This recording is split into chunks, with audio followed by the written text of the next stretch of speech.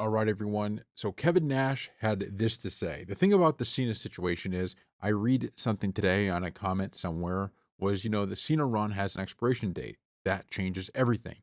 The one person said, wouldn't it be Shakespearean if Cena rode off as a heel? And basically, the story was that he's been that this whole time, and you dumb Fs bought it for 20 years that he was a good guy. I said, there's a hell of a way to go. You're never going to take away from his legacy. You're never going to take away from the fact that he's done more make a wishes than probably the entire rest of the athletes on the planet.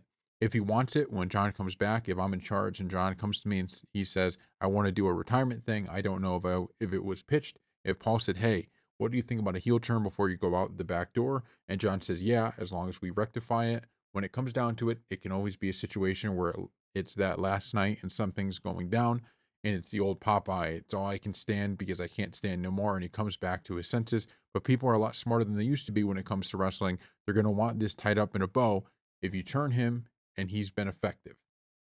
Okay. So my guess is you're not going to get a full Cena like retiring as a heel would be my guess just based off the fact there's going to be that emotional moment at the end. There's no question about that, right? You're going to get that emotional moment. And so because of that, I doubt he's going to retire heel. But I don't know if this will necessarily be a short-lived thing, because I think there's a lot of juice to this story. I think The Rock in this kind of faction he could end up creating, there's a lot of juice to that. And so you might as well keep playing it out. I think what's being missed is this is the ultimate give back to the WWE from John Cena. Everybody's focusing on is the heel turn good?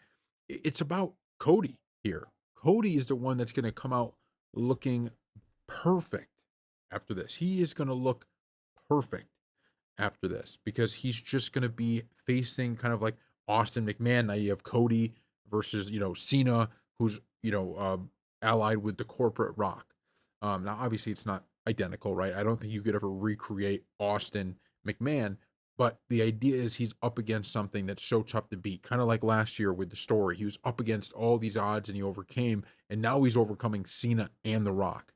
And I don't know if it means he wins or not, but I think this is a major give back to the WWE and to take their biggest star and to bump it up even more. So thank you all for watching, and we will see you next time.